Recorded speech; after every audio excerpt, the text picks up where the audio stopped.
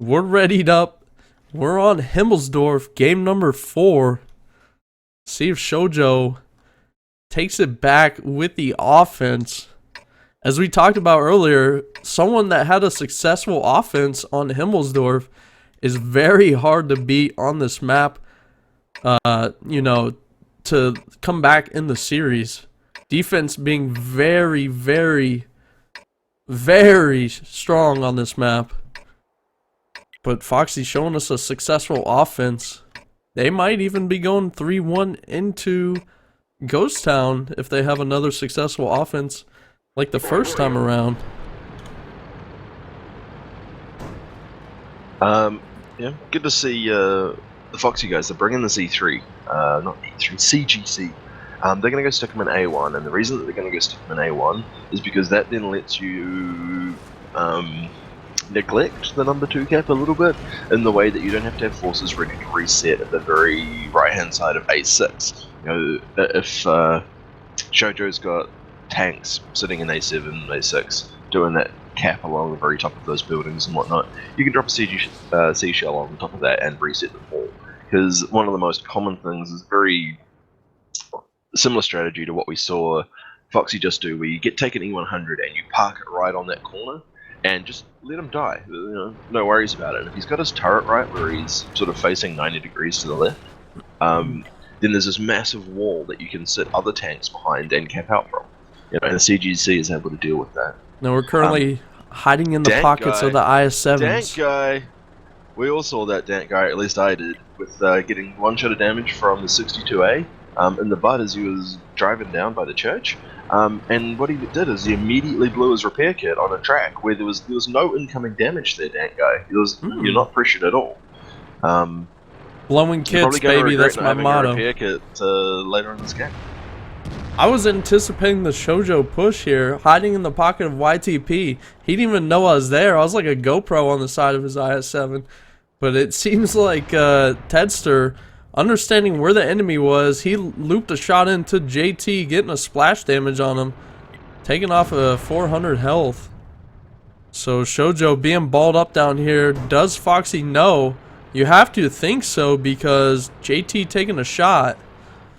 Maybe Tedster realized that the gate and everything was destroyed here, and him not seeing anyone push to the K2 just made an educated guess with that RDP to lob a shell in there. SHOJO just hanging out back here, trying to get a successful offense and tying up the series. Lots of HP just waiting for a little peekaboo. As we see, where are these shells coming from? Is that from the E3? No, it can't be. Oh, you know what? It's coming from all hard all the time. The 62A you were talking about earlier. He's just spraying AP shots. APCR. As Kaga Kai gonna take the heat shell to the side. He's gonna deliver one back to all hard all the time. Little APCR for his face though. Interesting, SHOJO is now moving out of this position. Will all hard all the time be able to see it? He might be too far out though, and if he did have binocs, he's rocking too much to reset that. So he's going to be 1v1 in Kaga at range once again with a 215B. Kind of, trying to shore up the HP battle. Right? Yep. If it was a 140, would be giving the medium a little bit of grief. At least it's a 62A. At least you've got a little bit of turret armor there to play with.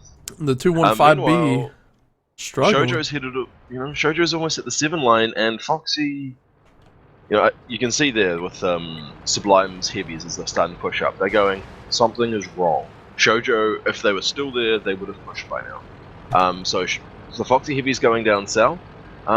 Bad move, because SHOJO's heavies are rolling up the 8 so very hard, and if you're looking, like, FOXEY doesn't have any sort of tripwire. They don't see this coming. The 62A in the pocket. The 62A is their best chance of seeing this coming, but he's in the pocket, and he's going to be able to see it now.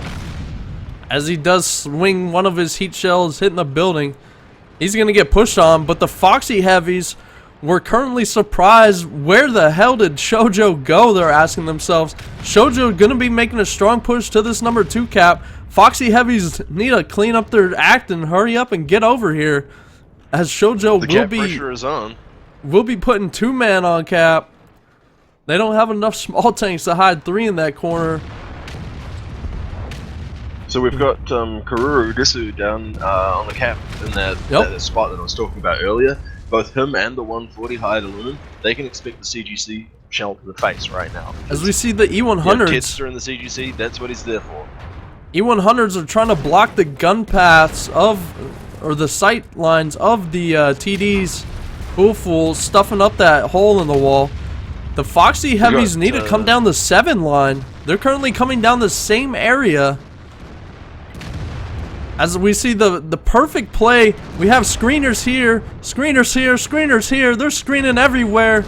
Screener wiener. I just wanted to say that Dank guy gonna be trying to eat some shots for Utah and Georgie. William of Orange, sorry, knows that Dank guy does not have the cap points. 35 points on each Georgie and Utah. Foxy's got all the numbers, man. Foxy's doing incredibly well. Oh, we see Tedster with the triple reset. The triple reset. As Foxy's going to be pushing in here with their HP ball, 10k lead, 7 gun lead. They're going to be coming in here, taking out the 215Bs. Getting that nice reset going. Unbelievable reset by Tedster. Georgie having at least 65 to 70 points there. So very good on them. As Foxy with a little bit of trash talking, man. That's anything anything I know about, it's trash talk. And usually as soon as you start talking, you lose the games. So Conky, if Foxy loses from this point, it's going to be 110% your fault.